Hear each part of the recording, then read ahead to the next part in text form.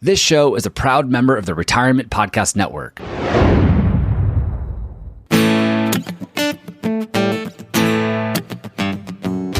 Welcome to the Stay Wealthy Podcast. I'm your host, Taylor Schulte, and today I'm sharing 5 surprising and informative facts about the economy, markets, and retirement planning.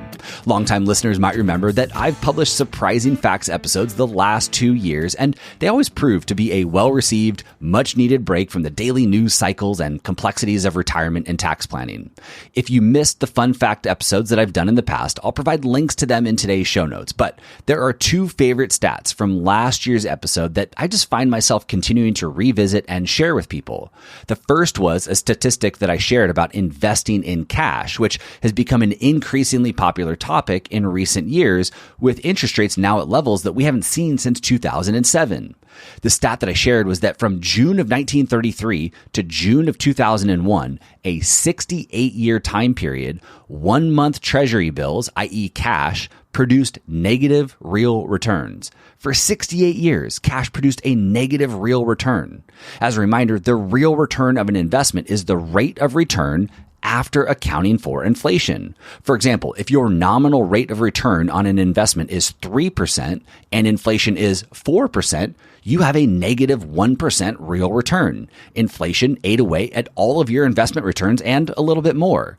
Real returns are important to monitor because the reason most people invest their hard-earned money in the global markets is to preserve their purchasing power and outpace inflation for long periods of time, especially in retirement when traditional income sources shut off. But during this 68-year time period, almost 7 decades, inflation outperformed cash. As Michael Batnick has wisely stated in some of his writings, quote, "What's safe in the short run can be risky in the long run." The other stat from the last episode that has stuck with me is about long-term care. As you may be able to attest to, most retirement savers at some point in their life have been told or have read somewhere that 70% of people, 7 out of 10 people, turning 65 today will need some form of long-term care services in their lifetime. In addition, about 25% of those people will need long-term care for 2 years or more. Now, while these statistics are true, what often isn't shared with retirees is the actual damage long-term care might do to their wallets, i.e. how much a long-term care event might actually cost them. The stat that I shared last year is that only about 13% of people who are age 65 today will spend over $150,000 in lifetime out-of-pocket long-term care expenses. Only about 13% of people age 65 today will spend over $150,000 in out-of-pocket long-term care expenses. Even crazier, roughly 63% of people age 65 today will have 0 out-of-pocket long-term care expenses during their lifetime. The other 24% of people will fall somewhere in between. I'm resurfacing this statistic again to point out that when you pull back the curtain, a relatively small percentage of the population is truly at risk for an extreme, catastrophic long-term care event. Of course, that doesn't mean that you should just roll the dice and assume that because you're in good health, you should ignore this part of your retirement plan. Quite the opposite. Everyone needs to have a plan for a potential long-term care event, but not everyone needs to be spooked into buying expensive long-term care insurance to protect against long-term care expenses destroying their retirement plan. Okay, enough about last year's episode. Let's jump into today's 5 surprising facts about investing and retirement planning. To access the articles and research referenced in today's episode, just head over to youstaywealthy.com/223. Okay, the first statistic to share with you today was sparked by the recent volatility in the markets, and more specifically, the media's response to the volatility. As some listeners might know, and I hope it's a very small percentage of listeners, for the last 14 years, CNBC has run what they call a Markets in Turmoil special report whenever the stock market has experienced substantial losses in a short period of time or just extreme bouts of volatility. In other words, when markets get choppy, and investors become fearful about the state of the economy and the future of their investment portfolios, CNBC leans in and puts a spotlight on this uncertainty and fear. While these markets in turmoil special reports are reportedly trying to bring investors the latest information and, quote, give them answers about what's next for their money, they typically create more fear and worry and, in turn, sometimes influence investors to make irrational changes to their investments. But as always, investors would have been wise to ignore the talking heads, or at the very least, refrain from making dramatic changes to their investments as a result of what they watch or what they read. For one, because the media doesn't have any knowledge of your financial situation or your investment goals. But also because of CNBC's track record. And this is truly one of the craziest stats that I've seen in recent years. So, since 2010, CNBC has run their Markets in Turmoil special report 106 times, or about 7.5 times per year on average. And the average 1-year forward return following all 106 runs of this turmoil special is a positive 40% return. Yes, that's 40, a positive 40% return. I'll say that again. The average 1-year forward return following every Markets in Turmoil special report done by CNBC since 2010 is a positive 40% return. Perhaps even crazier is that 100% of all 1-year forward returns following the Markets in Turmoil special were positive. In other words, if you invested in the US stock market via the S&P 500 on any one of these 106 days when the Markets in Turmoil special report aired, you would have had a positive return 1 year later.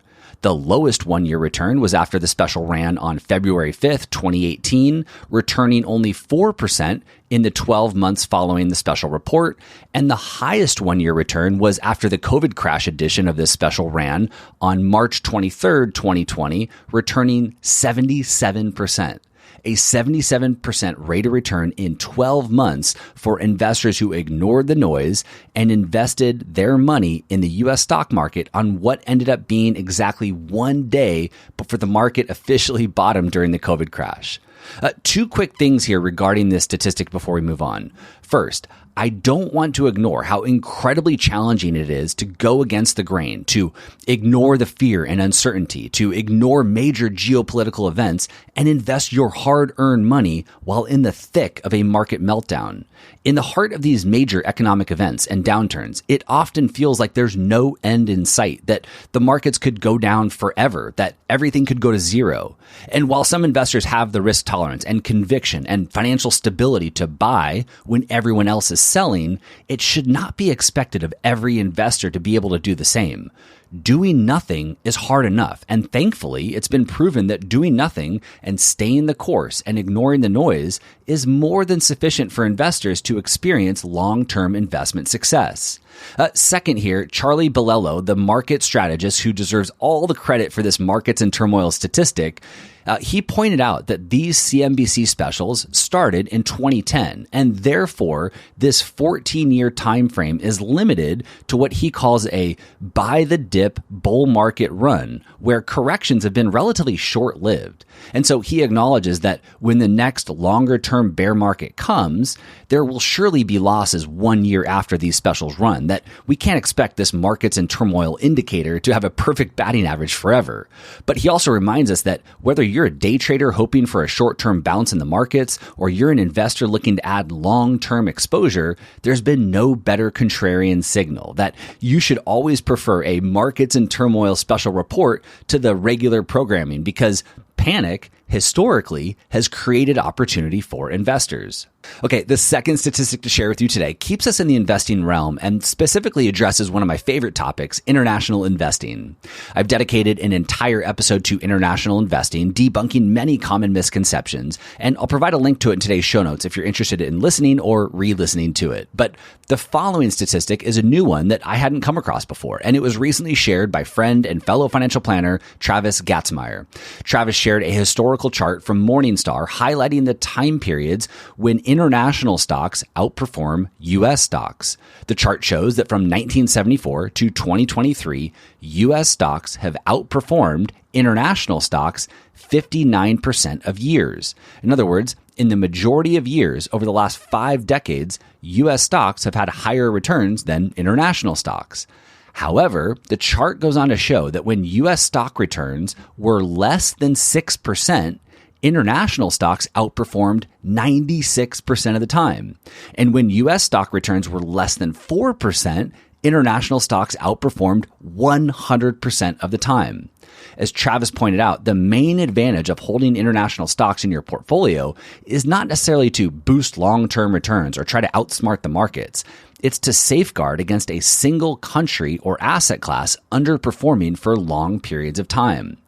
I said this a little differently in my episode on international stocks when I reminded listeners that investment returns are lumpy. That yes, U.S. stocks have had an average annual return of about 10% throughout history, but that U.S. stocks rarely actually deliver 10% returns. In fact, since 1927, U.S. stocks have had more years with returns between 15 and 20% than any other range measured. Sometimes U.S. stocks go up a lot. Sometimes they go down a lot, and sometimes they don't go anywhere. The same can be said for just about every other asset class, including international stocks. Contrary to what we might have assumed, investments rarely deliver average returns year over year. And while it's easy to look back and see that just simply owning U.S. stocks for 5 decades would have produced the best outcome, it's highly unlikely that most investors would have been able to stay committed to their U.S. stock portfolio during all of those different time periods of underperformance and disappointing returns. It would have been an emotional roller coaster. If instead, investors had a healthy allocation to international stocks and other diversifying asset classes over the last 50 years, it would have likely been easier to stay the course and avoid panicking and making costly changes to their investments when U.S. stocks were suffering. Also, for those in retirement, owning diversified asset classes that move in different directions allow you to sustain income and take withdrawals from investments that are doing well and refrain from having to sell others at a loss. Okay, switching gears here for our third statistic and venturing into the world of insurance, specifically auto insurance. According to CCC Intelligent Solutions, an auto insurance technology company, a record 14% of drivers do not have any car insurance, completely uninsured, driving around in a 4,000-pound piece of metal at 70 plus miles per hour. Even crazier is that this number is up nearly 30% since 2019. And while the number of uninsured drivers on its own is concerning, it doesn't end there. An additional 16% of drivers on the road do not carry enough insurance to cover damages and injuries in accidents that they cause. As Car Dealership Guy shared on Twitter, this essentially means that 30% of drivers on the road are artificially inflating our insurance premiums because the insurance companies have to factor in the additional risks that are caused by people driving around without proper coverage. And this, in addition to catastrophic weather events and an increase in auto repair costs in recent years, is one of the major reasons why auto insurance rates are up nearly 25% year over year. In fact, in 2024, the average car insurance rate has already risen 15% to just over $2,300 per year, and it's estimated that premiums will continue to increase through the rest of the year. In case you're wondering, according to Insurify, Maryland has the highest premiums of any state, where the full cost of coverage can be as high as $3,800 per year. On the other end of the spectrum, New Hampshire is the cheapest state, where drivers are paying on average $1,000 per year, a difference of almost $3,000 compared to Maryland. So what might we do in response to this data? Well, for one, plan accordingly so you're not caught off guard if premiums continue to rise. But more than that, now would be a really good time to confirm that you have something known as uninsured, underinsured motorist coverage included in your auto policy. That way, if one of these drivers who is not carrying the proper insurance, if they hit you, you're covered by your own policy and you aren't forced to pay out of pocket. Some states require this coverage, but the vast majority in the country do not. So check your auto policy. And if you want to learn more about this type of coverage and also how to shop for cheaper auto insurance, I'm going to provide 2 good resources in today's show notes, which again can be found by going to youstaywealthy.com/223. Okay, the fourth stat to share with you today is really a handful of fun facts about a single topic. One of our favorite topics here on the show, actually, taxes. More specifically, these facts highlight some of the more unusual aspects and historical quirks about the complexity of the U.S. tax system. And since there isn't much we can really do in response to this complex system other than find the humor in it, I'm going to run through these kind of rapid fire style. So to start, the U.S. federal tax code continues to get longer and longer every year and is now nearly 4 million words long. To put that into perspective, the U.S. federal tax code is roughly 4 times longer than all of Shakespeare's work combined, which is an estimated 900,000 words. Funny enough, while Form 1040 is supposed to be one of the simpler tax forms and is the form that most Americans use to file their taxes, the instructions for this form alone is over 100 pages long. Speaking of long, it's estimated that Americans spend over 6 billion hours per year complying with federal tax requirements and filing their returns, equivalent to nearly 10,000 lifetimes. Next, I know that we all feel like taxes are high now, but in 1944, the highest U.S. tax rate reached 94% for incomes over $200,000. And while tax rates are not that high today, it's no secret that many people still try to find loopholes in the tax system to try and win one over on the IRS. One example of these loopholes being exposed was in 1987 when the IRS began requiring Social Security numbers for dependents. As a result, roughly 7 million children just suddenly vanished from tax returns. In case you're wondering here, depending on their relationship to the retiree and the qualifying situation, dependents, like children, may receive Social Security payments between 50% and 100% of the qualified retiree's benefits. In other words, claiming a dependent on your tax return can lead to more money in your family's pocket. Now, while some people intentionally try to skirt around the rules to save money on taxes, many of us just simply make honest mistakes. Again, with the federal tax code that's over 4 million words long, it shouldn't be a surprise that mistakes get made. In fact, even the experts make mistakes. According to a study done by Money Magazine, when 50 tax professionals were asked to complete the same tax return for a single family, they came up with nearly 50 different answers. However, in addition to the small sample size of just 50 accountants, the different answers may be a result of these tax professionals completing a paper tax return in the study that was done, because according to TurboTax, paper returns are 41 times more likely to contain errors than electronic returns. And finally, this last one is for our listeners up north. In Canada, believe it or not, makers of children's breakfast cereal receive a tax break if their cereals contain free toys. However, and I know this might sound unreasonable to you, this exemption is limited to toys that are not, quote, beer, liquor, or wine. It's likely no surprise that 72% of Americans surveyed believe the federal tax code is too complex. And since we don't have any control over simplifying it, all we can really do is find the humor in the complexity and do our very best to pay our fair share of taxes without leaving the IRS a tip along the way. Okay, the final statistic to share with you today serves as a good reminder to be cautious about investing in things that sound too good to be true.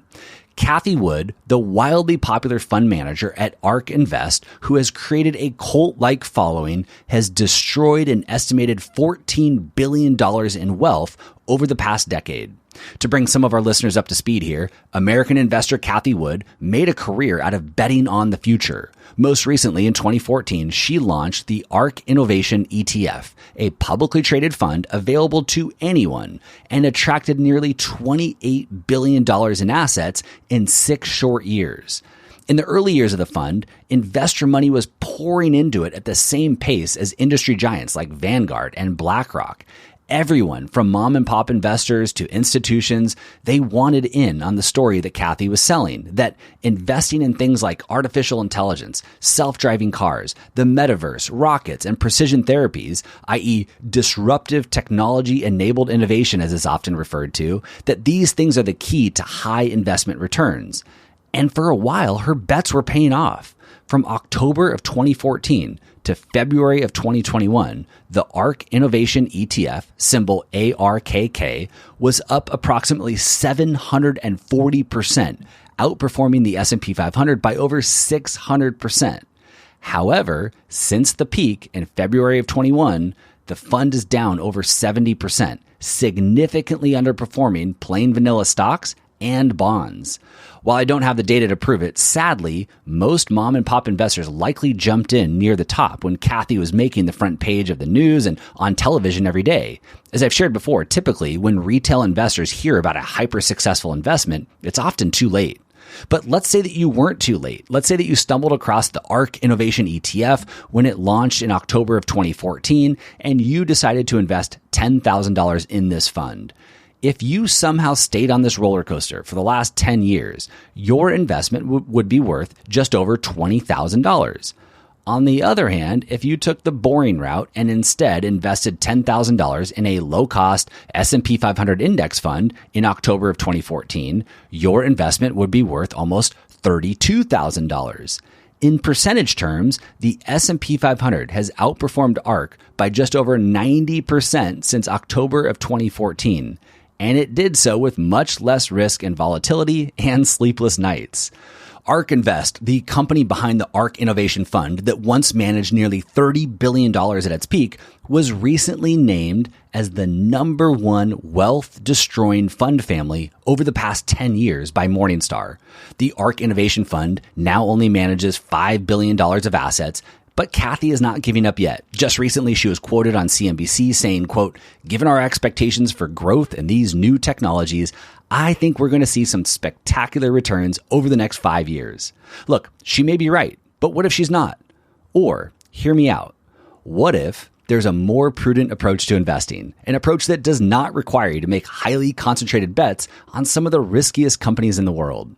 I hope you enjoyed today's episode. If you want to dive deeper into any of the statistics shared today, just head over to youstaywealthy.com/223, where I'm providing links to all of the articles and research referenced. And if you ever come across a crazy statistic that might be fitting for the next fun fact episode, send it over to me at podcast@youstaywealthy.com. Thank you as always for listening, and I'll see you back here next week. This podcast is for informational and entertainment purposes only and should not be relied upon as a basis for investment decisions. This podcast is not engaged in rendering legal, financial, or other professional services.